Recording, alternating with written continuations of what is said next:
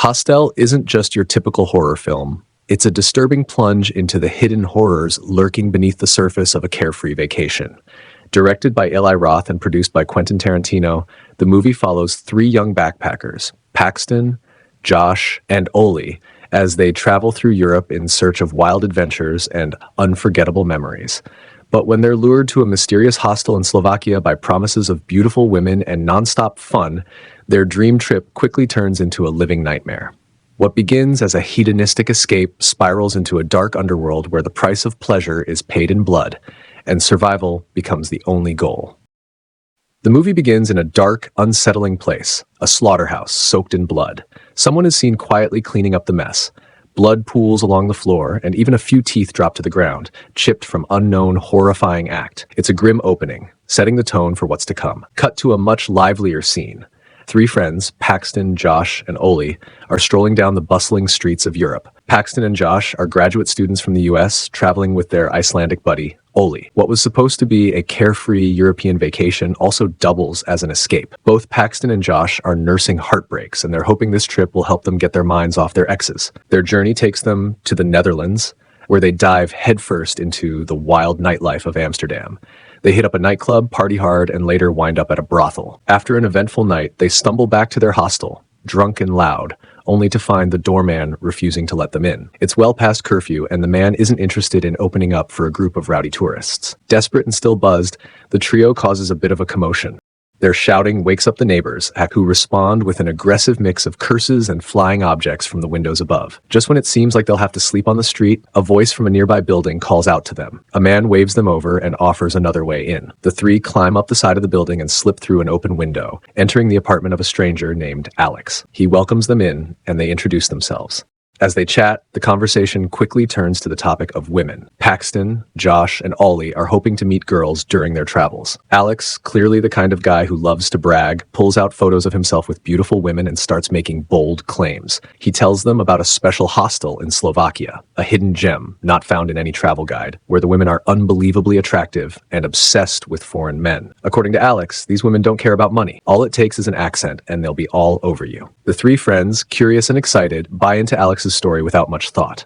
The next morning, they waste no time packing up and boarding the first train to Slovakia, eager to experience what Alex promised. On the train, the mood is light and adventurous. The friends sit together in a booth when they're joined by a Dutch businessman. He seems harmless enough at first, making small talk and even showing them a photo of his young daughter. They mention their destination and plans, and the man casually agrees.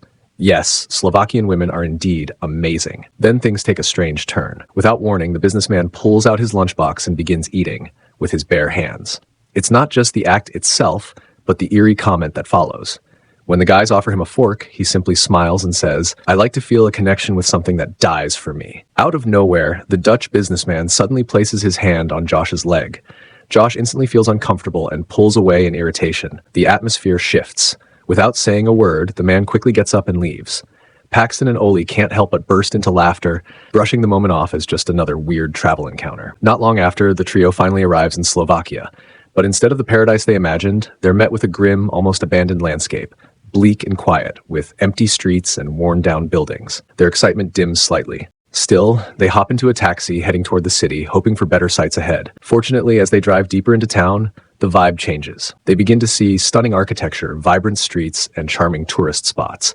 Their spirits lift once more. At the hostel, their luck seems to improve drastically. The moment they step into the lobby, they're stunned. It's filled with incredibly attractive women. It's almost too good to be true. They check in with a friendly and attractive receptionist named Vala, who informs them that they'll be sharing their room with other guests. When they reach the room, they meet two Slovakian women, Natalia and Svetlana. Both women are warm, welcoming, and more than a little flirtatious. They immediately invite the guys to join them at the spa. The evening turns into a dream. After soaking and relaxing in the spa, the group heads to a nightclub where the women treat the boys like royalty. Drinks flow, music thumps, and the atmosphere feels like something out of a fantasy. Oli seems particularly lucky. He's hitting it off with Vala, the receptionist, and appears to be having the time of his life. But for Josh, something feels off. Overwhelmed, or perhaps sensing something strange, he steps outside for a breather. That's when he runs into a group of rough-looking kids who try to intimidate him. The situation grows tense fast, but before anything can happen, the Dutch businessman from the train appears again, paying the kids off and diffusing the situation. Josh, surprised and a bit humbled, thanks the man and even offers to buy him a drink, apologizing for how he acted on the train earlier. The encounter ends peacefully, but there's an unease in the air. Later that night, both Paxton and Josh end up sleeping with Natalia and Svetlana. Everything seems perfect, but when they wake up the next morning, the mood has completely changed. Oli is gone. At first, they assume maybe he just stayed over with Vala. But then they learn that Oli has actually checked out of the hostel without saying goodbye or leaving any message. That's not like him at all. Before they can make sense of it, a Japanese woman named Kana approaches them. She's worried and shows them a photo of Oli standing with her friend, Yuki, who has also disappeared. Paxton and Josh are stunned. Oli never had a thing for Asian women. It doesn't add up. Trying to figure out what's going on, they head outside and once again bump into the gang of kids. This time, they ask for bubble gum. Josh, trying to keep peace, hands them a pack. It seems like a harmless moment, but there's still an uneasy tension hanging in the air. Just then, they receive a text message from Ollie's phone, claiming that he went back home. But something about it feels wrong. And what they don't know is that at that exact moment, Ollie is already dead. His head has been severed, and Yuki is being brutally tortured somewhere deep within the shadows of the town. The beautiful dream is quietly unraveling into a nightmare. Sensing that something isn't right, Josh becomes anxious and suggests they leave immediately. But Paxton, still caught up in the thrill of the trip, convinces him to stay just one more night with Natalia and Svetlana. He also casually invites Kana, the Japanese girl who's also checking out tomorrow, to join them on the train ride home. That evening, they head out again with the same girls for drinks. The night starts off like any other, with laughter, clinking glasses, and seductive charm. But suddenly, Josh begins to feel strange. His vision blurs and his body feels heavy. Uneasy and lightheaded, he decides to call it a night and leaves the bar. When he stumbles into the hostel lobby, his legs barely hold him up. The receptionist, Vala, sees his condition and helps him get back to his room. As Josh lies unconscious on the bed, a shadowy figure walks up to the room door. The man stands there for a moment, silently watching him. Meanwhile, back at the club, Paxton also starts to feel dizzy. Everything around him spins, and he staggers toward what he thinks is the bathroom. Instead, he accidentally opens the door to a storage room. The door slams shut behind him and locks. Disoriented and unable to escape, he collapses onto the cold floor. As Paxton lies unconscious, Josh wakes up, only to find himself trapped in a terrifying place, a cold, grimy torture chamber. He looks around in panic, his heart pounding. The room is dark, the air thick with dread. Then he sees him, a masked man picking out tools from a tray, the glint of metal, the hum of a drill. Josh realizes with growing horror that he's about to be tortured. His worst fears are confirmed when the torturer steps closer. It's the Dutch businessman from the train. Calmly, he tells Josh that he always dreamed of becoming a surgeon, but was rejected due to a tremor disorder. Now he's living out that twisted fantasy on innocent travelers. After brutal torment, the businessman unlocks Josh's handcuffs and tells him he's free to go. But when Josh tries to stand, he collapses. The tendons in his ankles have been severed. Helpless, he tries to crawl away. The man slowly follows behind, then slices Josh's throat, ending his life. Back at the hostel, Paxton finally wakes up, confused but unharmed.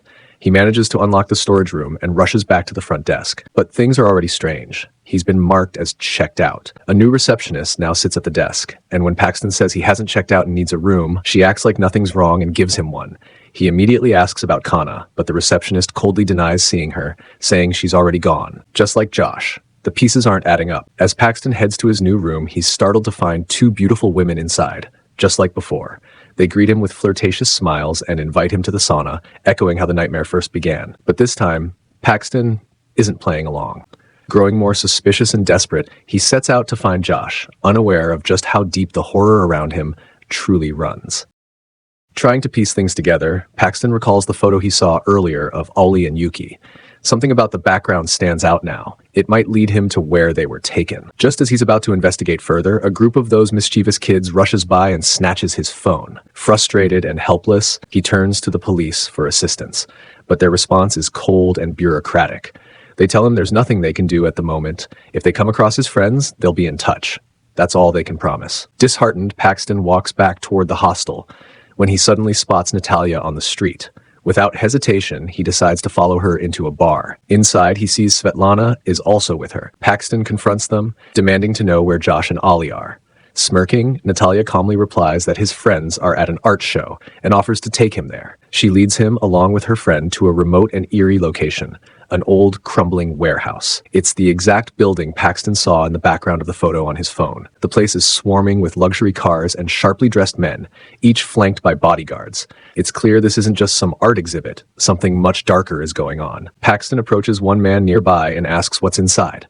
The man chuckles and says he could spend all his money in there, hinting at a twisted kind of indulgence. Natalia takes Paxton deeper into the building, promising he'll see the show for himself. But as he steps inside, horror grips him. Josh is there, lifeless, being dissected like an object by the same Dutch businessman from the train. Shocked and furious, Paxton lashes out at Natalia, but she just laughs, revealing that she'll be paid handsomely for luring him here. Before he can react, two large henchmen grab him and drag him down a grim corridor. Along the way, Paxton catches glimpses of unspeakable acts happening in nearby rooms, human suffering beyond imagination. They throw him into a dark room and strap him to a chair. It's clear he's the next one in line. After what feels like forever, a man enters. He's a German businessman, and he's chosen Paxton because he's American, a twisted form of fantasy fulfillment. Paxton tries to reason with him, even speaking in German, pleading for mercy. The man acknowledges that Paxton seems clever, but that won't save him. He gags him anyway, silencing his words, and prepares for the kill. The torturer fumbles through tools, unsure of what to use, before finally settling on a chainsaw. Just as he's about to strike, Paxton begins choking on his own vomit because of the gag. Desperate to keep his victim alive for the main event, the man rips the gag off. In the chaos, the chainsaw slips, slicing off two of Paxton's fingers. The pain is searing, but fate suddenly turns. As the torturer steps back in a panic, he slips on the ball gag on the floor and crashes down. The chainsaw he was holding spins wildly and lands directly on him, tearing into his leg with a sickening crunch. Paxton, now filled with adrenaline, quickly frees himself from his restraints. In a swift, brutal motion, he pulls a gun and shoots the torturer in the head, silencing him for good. With his heart racing, Paxton then changes his voice and calls out for the security guard. When the guard approaches, he doesn't hesitate, shooting him dead too. Grabbing the keys from the guard's body, he's finally able to escape the confines of the hellish place. Quickly, he strips down and dresses in the garb worn by the torturers, blending in as best as he can. But the halls are filled with henchmen. He can't afford to get caught now. He creeps through the back rooms, careful to avoid detection. The stench of death fills the air as he hides among a cart piled high with the mutilated bodies of victims. As the bodies are wheeled away to the processing room, Paxton stays completely still, pretending to be just another lifeless corpse. His heart pounds in his chest as he watches the horrors unfold before him. When the door to the processing room opens, Paxton's worst nightmare comes true. Josh is next. He watches in terror as the butcher begins chopping up Josh's body, tossing the pieces into the furnace. Rage boils inside Paxton, and without thinking, he lunges at the butcher, knocking him to the ground and beating him senseless. His fists land with sickening thuds until the man is unconscious, like sprawled on the floor. Now with a way out, Paxton finds an elevator and escapes, carefully navigating through the building. Desperate to avoid detection, he sneaks into a client's room where the torturers change clothes, hiding and biding his time. As he glances out the window, a chilling realization strikes. He sees the police, and it becomes clear that they are involved in the whole operation. Paxton knows he needs to act quickly. He cleans himself up and dons the clothes of one of the wealthy clients, pretending to be just another predator. But as he checks the pockets of the jacket, a business card falls out.